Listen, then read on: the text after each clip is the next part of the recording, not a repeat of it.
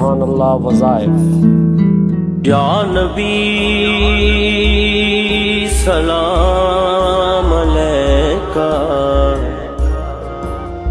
या रसूल सलाम अलैका।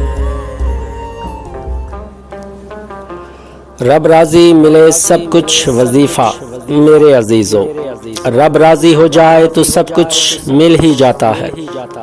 जब खुदा से मोहब्बत हो जाए तो नमाज फ़र्ज नहीं मुलाकात लगती है।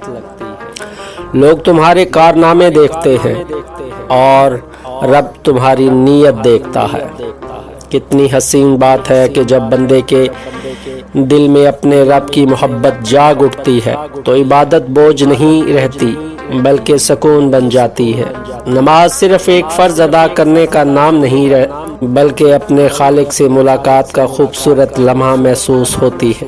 यही वो एहसास है जो इंसान की दुनिया भी संवार देता है और आखिरत भी रोशन कर देता है। मेरे अजीज़ों, दुनियावी ज़िंदगी एक मुख्तसर सफ़र है। दुनियावी ज़िंदगी एक इम्तिहान गाह है, मुस्तकिल रिहाइश नहीं। इंसान इस दुनिया में खाली हाथ आता है और एक दिन सब कुछ छोड़कर चला जाता है। माल, दौलत, शोहरत और ओहदे, ये सब वक्ती चीज़ें हैं, जबकि असल कामयाबी अल्लाह ताला की रज़ा और आखिरत की भलाई में है। ज़िंदगी की हकीकत ये है कि ये सुबह की शबनम की तरह चंद लम्हों के मेहमान है। आज जो चीज़ बहुत बड़ी लगती है, वक्त गुजरने के साथ उसकी अहमियत ख़त्म हो जाती है। इसीलिए अक्लमंद वो है जो दुनिया में रहते हुए आखिरत की तैयारी भी करता है, अपने रब को याद रखे, नेकियों का ज़ख़ीरा जमा करे और लोगों के साथ हुस्न सलूक से पेश आए। एक खूबसूरत हकीकत, दुनिया एक खेती है और आखिरत उसकी फसल। जो आज बोया जाएगा कल वही काटा जाएगा। लिहाजा दुनिया की मसरूफियत में इस कदर न खो जाएं कि अपने रब से ताल्लुक़ कमज़ोर हो जाए। नमाज, ज़िक्र इलाही, तिलावत कुरान पाक और दुरूद पाक दिल को सुकून, ज़िंदगी को बरकत और इंसान को हकीकी कामयाबी अता करते हैं। दुनिया चंद दिनों का सफ़र है मगर आखिरत हमेशा की मंजिल है। इसलिए मंजिल को ना भूलें और सफ़र को मकसद ना बनाएं। मेरे अजीज़ों, नमाज का सजदा बंदगी भी सुकून भी। सजदा वो मकाम है जहाँ इंसान अपने रब के सबसे ज़्यादा करीब होता है।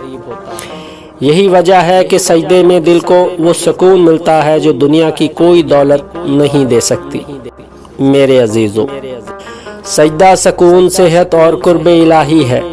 जब बंदा अपना सर अल्लाह के हजूर झुका देता है तो सजदा बंदे को अपने रब के करीब करता है और दिल को बेचैनी, परेशानी और जहनी दबाव से निजात देकर इत्मीनान अता करता है। सजदे की कैफियत जिस्म के मुख्तलिफ हिस्सों को मुतहर्रिक रखती है, जिससे ताजगी महसूस होती है। इसी दौरान खून की गर्दिश बेहतर होती है और जिस्म के निज़ाम हज़म भी मुस्बत असरात मुरतब हो सकते हैं। सजदा दरअसल आजिज़ी, मोहब्बत, रूहानी कुर्बत का एहसास है और बंदगी की मिराज है। यहाँ बंदा अपने रब के सामने अपनी कमज़ोरियों का एतराफ़ करता है और उसी से मदद मांगता है। यही लम्हे दिल को हकीकी सुकून और रूह को इत्मीनान अता करते हैं। नमाज का सजदा सिर्फ एक इबादत नहीं बल्कि जिस्म, दिल और रूह तीनों के लिए रहमत है। जो पेशानी अल्लाह के हजूर झुकती है, अल्लाह उसे इज्जत, सुकून और बरकत से नवाज देता है। अल्लाह ताला हमें नमाज की हकीकत समझने, उससे मोहब्बत करने और हमेशा उसकी पाबंदी करने की तौफीक अता फरमाए। आमीन। मेरे अजीज़ों, रब राज़ी हो जाए तो सब कुछ मिल जाता है। जब दिल में अल्लाह की मोहब्बत जाग जाए तो इबादत रस्म नहीं रहती, ज़िंदगी का सुकून बन जाती है।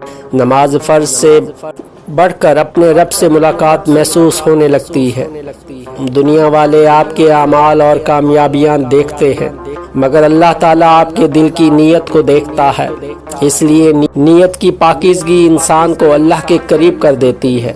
कितनी खूबसूरत हकीकत है कि अगर रब राज़ी हो जाए तो इंसान को वो सब कुछ मिल जाता है।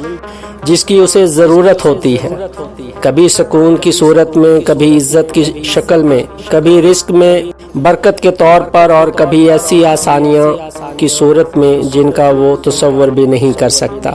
میرے عزیزو، نماز اور سجدہ رب کی رضا کا راستہ ہے۔